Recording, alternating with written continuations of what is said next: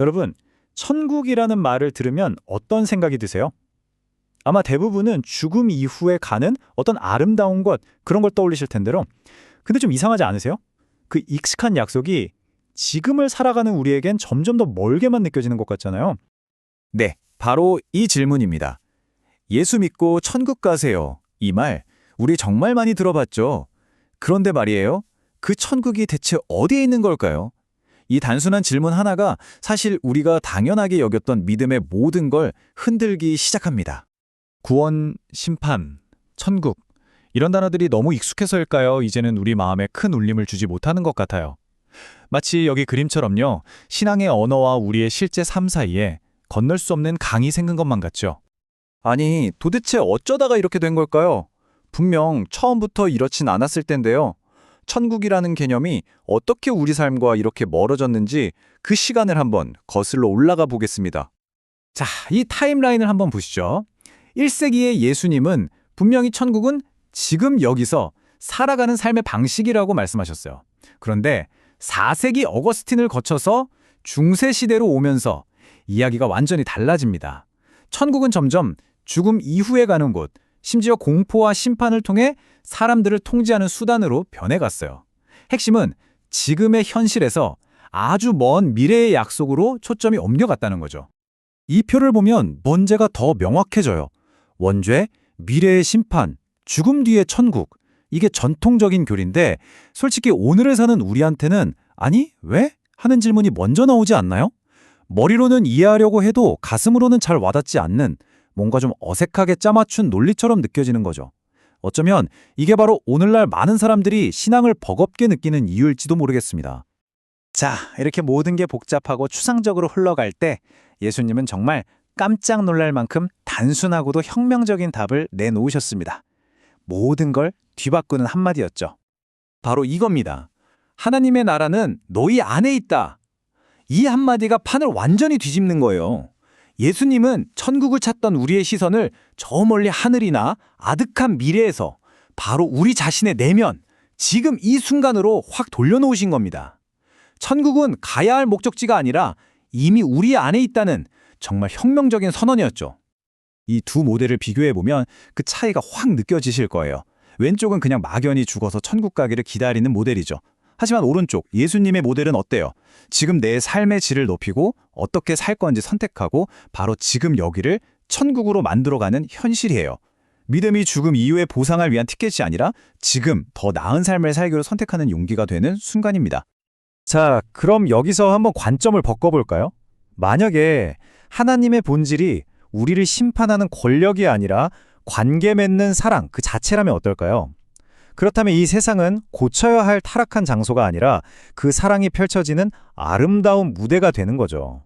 하나님은 우리를 심판대에 세우려고 기다리는 분이 아니라 이 세상 속에서 우리와 함께 기쁨을 나누고 싶어하는 분이란 얘기가 됩니다. 자, 여기서부터가 진짜 흥미로운 부분입니다. 좀 뜻밖일 수도 있는데 이 아주 오래된 영적인 진리를 이해하는데 현대과학, 특히 양자물리학이 아주 새로운 언어와 통찰을 줄 수가 있거든요. 물론 오해하시면 안 됩니다. 과학으로 신을 증명하겠다는 게 절대 아니에요.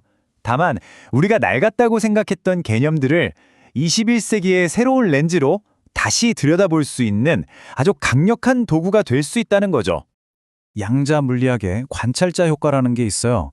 내가 무언가를 본다는 행위 자체가 그 대상에 영향을 미친다는 건데요. 다시 말해 현실은 그냥 정해져 있는 게 아니라 우리가 참여하면서 함께 만들어가는 거라는 거죠. 이거 어디서 많이 들어본 얘기 같지 않으세요? 태초에 말씀이 계시니라. 우리의 의도, 우리의 의식이 창조적인 힘을 갖는다는 아이디어와 놀랍도록 닮아 있습니다.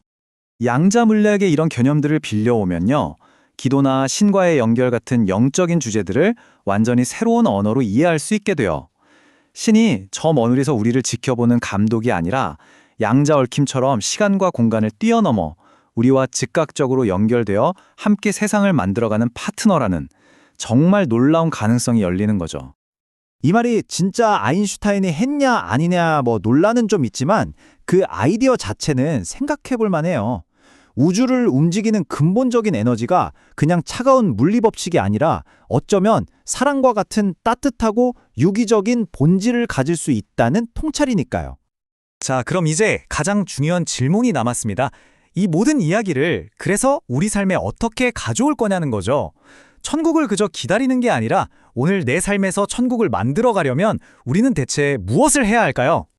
바로 이겁니다. 질문 자체가 바뀌는 거예요. 더 이상 어떻게 하면 죽어서 천국에 갈 수 있을까가 아니라 어떻게 하면 오늘을 천국처럼 살 수 있을까로 바뀌는 거죠. 구원은 미래를 위한 거래나 보험이 아니에요. 지금 이 순간 내 삶을 바꾸는 위대한 변화의 과정입니다. 그럼 구체적으로 뭘 하면 될까요? 거창한 게 아닙니다. 딱 3가지만 기억해 보세요. 첫째, 세상을 보는 관점을 바꾸는 겁니다.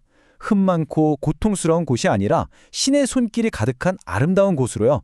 둘째, 내 안에 그리고 다른 사람 안에 있는 신성한 불꽃을 발견하는 겁니다. 그리고 마지막 셋째, 매 순간 사랑을 선택하는 거예요. 복수 대신 용서를, 단절 대신 연결을요. 천국은 바로 이런 작은 선택들이 모여서 만들어지는 겁니다. 이게 정말 중요한 포인트인데요. 천국이라는 게 아무 문제 없는 완벽하고 평온한 상태가 아니라는 거예요. 오히려 인생의 여러 어려움과 도전들을 사랑의 힘으로 헤쳐나가는 그 과정 속에서 발견하는 기쁨과 힘, 바로 그게 진짜 천국이라는 거죠. 결국 선택은 우리 각자의 몫입니다.